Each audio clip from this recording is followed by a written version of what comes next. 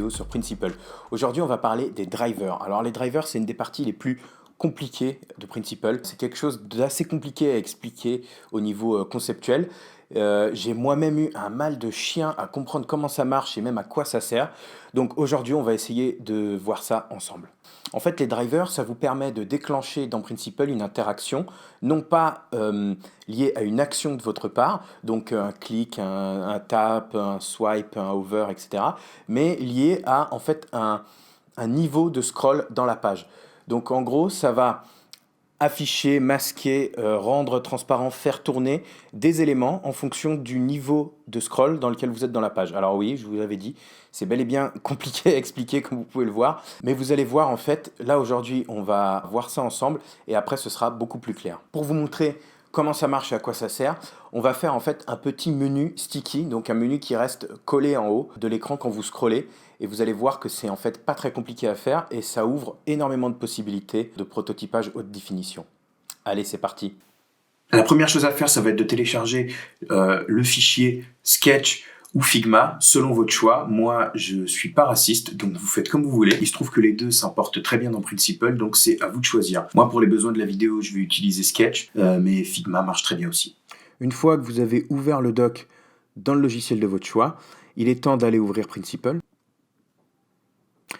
Dans Principal, vous allez importer en cliquant sur le petit bouton importer. Donc vous allez sélectionner l'onglet qui convient. Si vous êtes sur Figma et que c'est la première fois que vous utilisez Principal avec Figma, il va falloir vous connecter. Mais une fois que vous êtes connecté, après vous n'avez plus qu'à cliquer sur importer. Donc moi là je vais utiliser Sketch. Donc tuto Principal Driver, 2 fois parfait, j'importe. Une fois que c'est fait, vous allez donc ouvrir le dossier de l'artboard là et vous allez créer un groupe qui comprendra tous les éléments qui vont scroller dans cette page.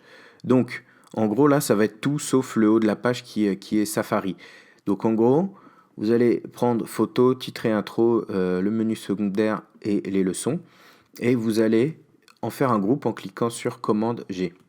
Hop, voilà, là, j'ai fait un groupe. Ce groupe, on va l'appeler scroll. Et on va lui donner la caractéristique de scroll en vertical, en utilisant ce petit menu déroulant ici. Ensuite, ce qu'il faut faire pour que ça marche, c'est que vous allez sélectionner l'artboard et vous allez lui donner la taille de 667 pixels. Pourquoi 667? En fait, tout simplement parce que c'est la taille d'un iPhone 8 et que moi, j'ai travaillé sur un format iPhone 8 sur ce document. Donc là, en fait, si vous ne voyez pas ce qu'il y a en dessous, vérifiez bien que ici, le clip sublayer est décoché. Si vous le cochez, en fait, ça va vous cacher tout ce qui est à l'intérieur. Et si vous le décochez, vous allez pouvoir voir ce qu'il y a en dessous. Une fois que vous avez votre groupe qui est créé, bah là, vous allez voir que ça ne scrolle pas vraiment bien. Ça, c'est comme dans le tutoriel scroll. Vous allez juste voilà, réduire la taille du groupe ici pour le faire arriver à peu près à la taille de l'iPhone. Et là, ça scrolle. Donc voilà, jusqu'ici tout va bien, mais rien de bien révolutionnaire. Si vous avez déjà suivi les vidéos, vous savez déjà faire tout ça. Là, ce qui nous intéresse, c'est d'avoir ce menu que quand on arrive en haut de la page, donc aux environs d'ici, qu'il reste collé là-haut.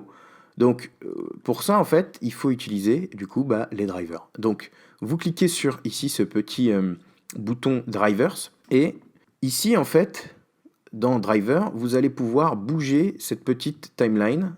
Et cette timeline va bouger en fonction du scroll. Donc une petite subtilité à comprendre, c'est que si vous n'avez pas fait avant, si vous n'avez pas paramétré le groupe pour qu'il soit en mode scroll, ça ne marchera pas. Là par exemple, si je me mets en statique, il me dit Change layer horizontal or vertical property to create driver. Donc en gros, je ne peux pas utiliser cette fonction-là s'il n'y a pas de scroll dans mon document. Ça, c'est quelque chose d'absolument important. Donc, soit de scroll, soit de drag. Donc, on peut mettre drag, scroll, page, etc. Mais il faut qu'il ait des propriétés sur ces deux petits menus déroulants. Donc là, je vais le remettre en scroll. Et donc ici, vous avez cette petite timeline qui vous permet de scrubber comme ça. Donc là, en gros, l'idée, ça va être que vous allez le faire arriver, le faire scroller à peu près jusque là, jusqu'à ce qu'en fait le menu soit en haut. Donc je zoome bien là pour pouvoir bien voir. Et là, hop, je voudrais qu'il s'arrête à peu près là, c'est bien. Et vous allez sélectionner le bon groupe, ici. Vous voyez qu'il commence à apparaître dans le panneau des drivers en haut et vous allez cliquer sur le plus. Quand vous cliquez sur le plus, vous allez lui mettre Center Y, qui va être le centre horizontal. Donc vous cliquez sur Center Y, on dézoome un peu là, et là vous allez rescroller jusqu'en bas de la page. Et voilà, hop, on scrolle jusque là. Et vous allez remettre un point Center Y. Et ensuite, vous allez tout simplement venir redescendre ce truc-là ici. Vous le calez bien avec le haut de la page. Et là, ce qui va se passer, c'est que en fait, le truc va rester collé. Là, vous voyez, voilà, il reste collé jusqu'en bas de cette espèce de petit article un peu mytho. Et voilà, comme ça, on peut avoir un menu qui reste sticky au scroll. Mais on peut faire énormément de choses avec les drivers. Là, pour le coup, je vous ai montré juste comment animer l'axe Y, mais on peut faire énormément de choses, comme faire une rotation, jouer sur l'opacité, jouer sur la position horizontale, je vous ai montré la position verticale.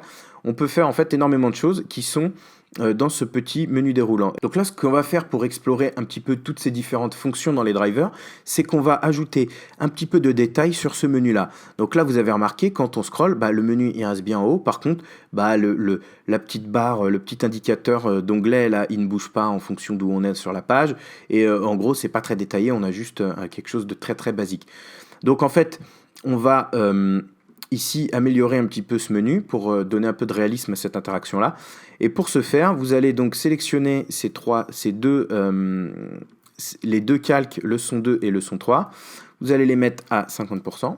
Ensuite, vous allez sélectionner le son 1 et on va commencer à scroller. Donc, je scrolle. Et là, quand j'arrive à le son 2, je vais rajouter un point pour le son 1. Je vais sélectionner ici opacité. On va le faire scroller encore un tout petit peu. Et là, je vais remettre un point d'opacité et je vais le mettre à 50%. Maintenant, pareil pour le son 2, je vais lui mettre un point d'opacité et ici un deuxième, sauf que cette fois-ci, je vais le mettre à 100%. Ensuite, pour la petite barre en dessous, pareil, on se met là. Je vais lui mettre un petit point ici, sauf qu'on va mettre un point width pour gérer en fait la largeur de ce truc-là et un point center X pour pouvoir le bouger latéralement. Je retourne sur le deuxième point, je le recrée, et là, je le fais bouger comme ça.